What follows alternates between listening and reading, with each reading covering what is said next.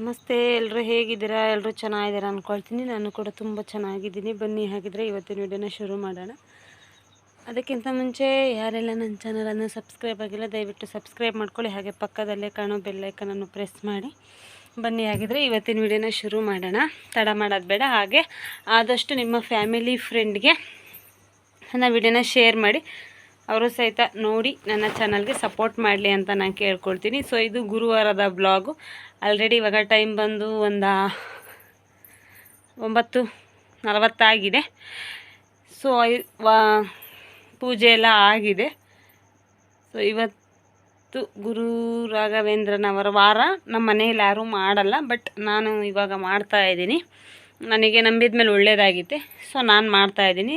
ಮುಂಚೆ ನಮ್ಮ ಅತ್ತೆ ಯಾರೂ ಮಾಡ್ತಾ ಇರಲಿಲ್ಲ. ನಮ್ಮ ವಂಶದಲ್ಲೇ ಯಾರೂ ಮಾಡಲ್ಲ, ನಾನೊಬ್ಬಳೇ ಮಾಡ್ತಾಯಿದ್ದೀನಿ. ನನಗೆ ಒಳ್ಳೆಯದಾಗಿದೆ, ಸೊ ನಾನು ನಂಬಿದ್ದೀನಿ, ನಾನು ಮಾಡ್ತೀನಿ ಅಂತ ಅಂದ್ಕೊಂಡಿದ್ದೀನಿ, ನಾನು ಮಾಡ್ತಾಯಿದ್ದೀನಿ. ಸೊ ರಾಘವೇಂದ್ರ ಸ್ವಾಮಿಗಳನ್ನ ನಂಬಿದ ಮೇಲೆ ಎಲ್ಲನೂ ಒಳ್ಳೆಯದಾಗಿದೆ, ಎಲ್ಲ ಸುಸೂತ್ರವಾಗಿ ನಡೀತಾ ಇದೆ. ಮತ್ತು ರಾಯರು ನಂಬಿದವ್ರನ್ನ ಕೈ ಬಿಡಲ್ಲ ಅನ್ನೋದು. ನಾನು ಕೆಲವೊಂದು ಸಲ ಫಸ್ಟ್ಗೆ ನಂಬುವಾಗ ಅನುಮಾನದ ಮೇಲೆ ನಂಬಿದ್ದೆ.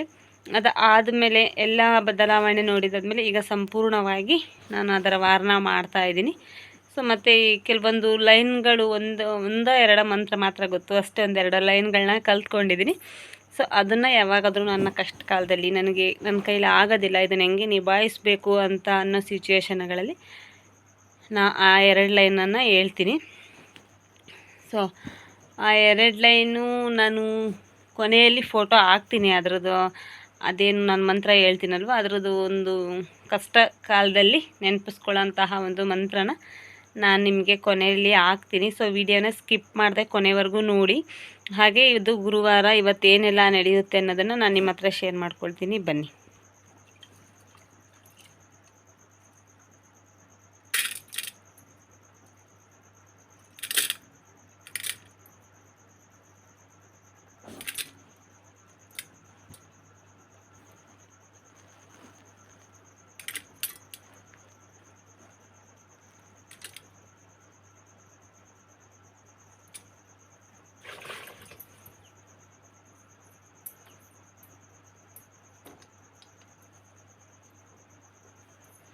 ನೋಡಿ ಫ್ರೆಂಡ್, ತೊಗರಿಬೇಳೆ ಹಾಕಿದ್ದೀನಿ, ಸ್ವಲ್ಪ ಮೊಳಕೆ ಕಟ್ಟಿರೋ ಹುರುಳಿಕಾಳನ್ನ ಹಾಕ್ತಾಯಿದ್ದೀನಿ.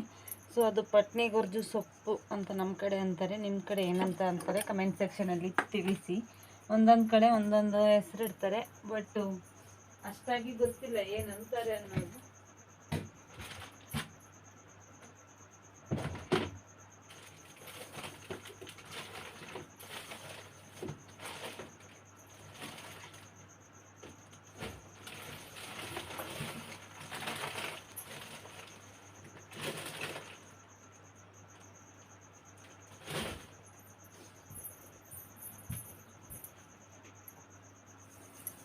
ನೋಡಿ, ಸ್ವಲ್ಪ ಹೆಸರು ಕಾಳು ಹಾಕ್ತಾಯಿದ್ದೀನಿ ಉಳಿಶೆಪ್ ಮಾಡೋದಕ್ಕೆ. ಬಟ್ ಅದು ಪಟ್ನಿ ಗೊರ್ಜಿ ಸೊಪ್ಪು ವರ್ಷಕ್ಕೊಂದು ಸತಿನಾದ್ರು ತಿನ್ನಬೇಕಂತೆ, ತುಂಬ ಒಳ್ಳೆಯದು ದೇಹಕ್ಕೆ, ಮತ್ತು ಕಣ್ಣಿಗೂ ತುಂಬ ತಂಪು ಅಂತಂದೇ ಹೇಳ್ಬೋದು. ಎಕ್ಸೆಸ್ ಆಫ್ ಹೀಟ್ ಆಗಿದ್ರೆ ಎಲ್ಲ ಹೋಗುತ್ತೆ. ಅದಕ್ಕೋಸ್ಕರ ಇದನ್ನು ಪಟ್ನಿ ಗೊರ್ಜಿ ಸೊಪ್ಪು ಅಂತಾರೆ. ವರ್ಷಕ್ಕೆ ಒಂದು ಸತಿನಾದರೂ ತಿನ್ನಲೇಬೇಕು. ಸಾಂಬಾರು ಮಾತ್ರ ತುಂಬ ಚೆನ್ನಾಗಿ ಬರುತ್ತೆ. ನಾವಿವಾಗ ಪಲ್ಕನ್ ಸೊಪ್ಪು, ಮೆಂತ್ಯ ಸೊಪ್ಪು, ಬೇರೆ ಯಾವ ಸೊಪ್ಪು ಹಾಕಿ ನಾವು ಏನು ಉಳಿಶೆಪ್ ಮಾಡ್ತೀವಿ ಅದೆಲ್ಲದಕ್ಕಿಂತ ಚೆನ್ನಾಗಿ ಬರುತ್ತೆ. ನೋಡಿ, ಸೊಪ್ಪನ್ನು ನಾನು ತೊಳೆದು ಅದರಲ್ಲೇ ಒಂದೇ ಸತಿ ಎಲ್ಲನೂ ಹಾಕಿ ಇಡ್ತಾ ಇದ್ದೀನಿ. ಸೊ ಉಳಿಶೆಪ್ಗೆಲ್ಲ ಒಂದೇ ಸತಿ ಹಾಕ್ಬಿಟ್ಟು ಕೂಗಿಸ್ತೀನಿ.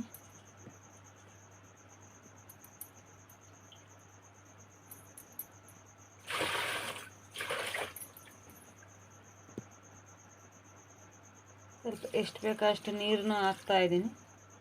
ನೀವು ಸ್ವಲ್ಪ ನೋಡಿ, ನಿಮ್ಗೆ ಎಷ್ಟು ಸಾಂಬಾರು ಬೇಕೋ ಅಷ್ಟು ನೀರನ್ನು ಹಾಕ್ಕೊಳ್ಳಿ.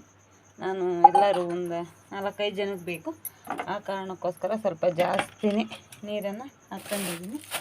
ಸೊ ಈಗ ಅದಕ್ಕೆ ಬೆಳ್ಳುಳ್ಳಿ, ಈರುಳ್ಳಿ, ಟೊಮೊಟೊ, ಹಸಿಮೆಣ್ಸಿನ್ಕಾಯಿ ಎಲ್ಲನೂ ಹಾಕ್ತೀನಿ. ಬೆಳ್ಳುಳ್ಳಿನ ಹಾಕಿ ಈರುಳ್ಳಿ ಹಾಕಿದ್ದೀನಿ.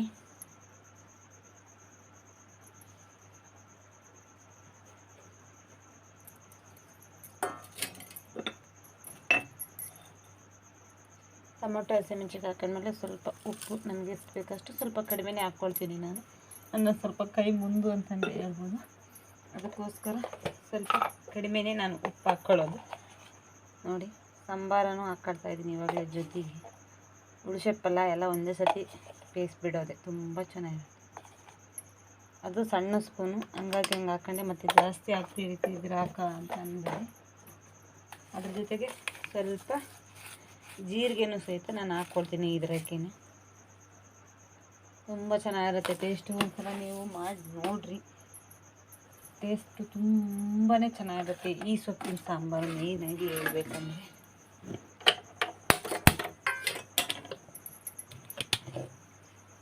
ಒಂದು 2 ಅಥವಾ 3 ಕೂಗಿಸ್ಕೊಳ್ತೀನಿ ಇದನ್ನು. ಅದಾದಮೇಲೆ ನಾನು ತೋರಿಸ್ತೀನಿ ನೆಕ್ಸ್ಟ್ ಯಾವ ರೀತಿ ಆಗಿರುತ್ತೆ ಅಂತ.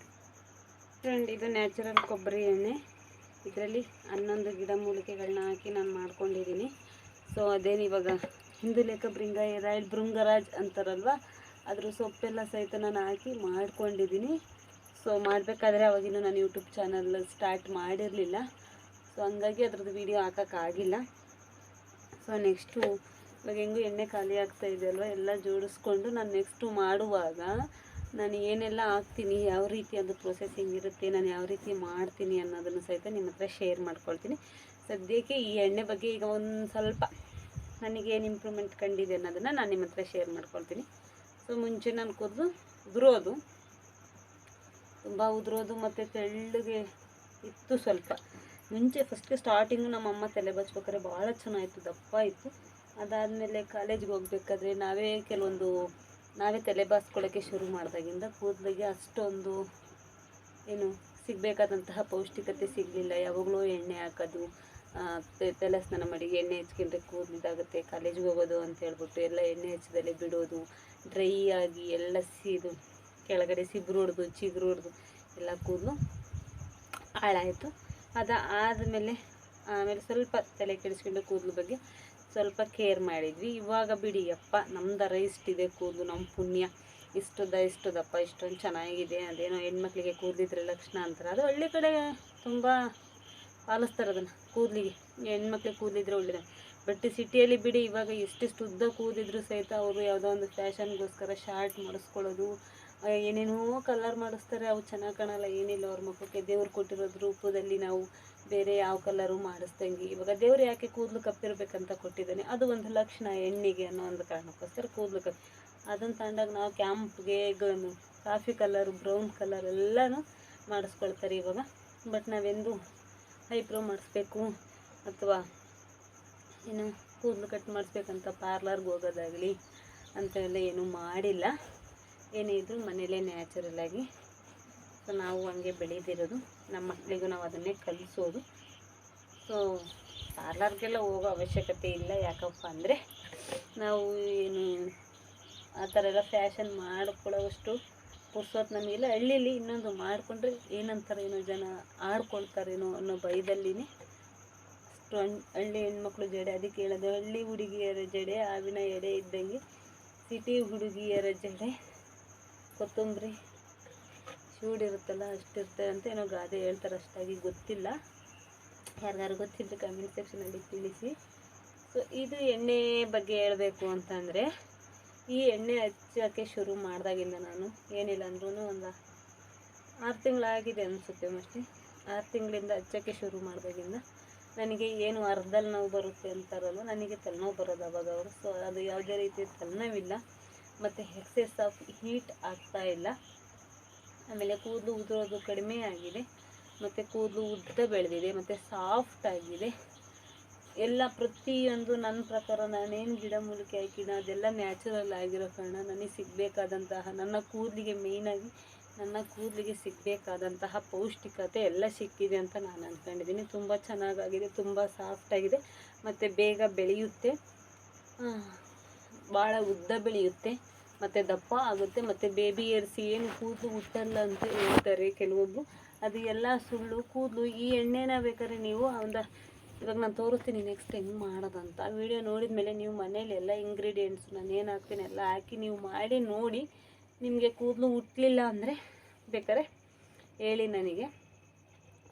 ನಾನು 11 ಗಿಡಮೂಲಿಕೆನ ಹಾಕಿ ಇದರಲ್ಲಿ ಮಾಡಿದ್ದೀನಿ. ನಾನು ಮಾಡಿದ್ದು ಮೇಯ್ನಾಗಿ ನನಗೆ ಅಂತ ಏನು ಮಾಡಲಿಲ್ಲ.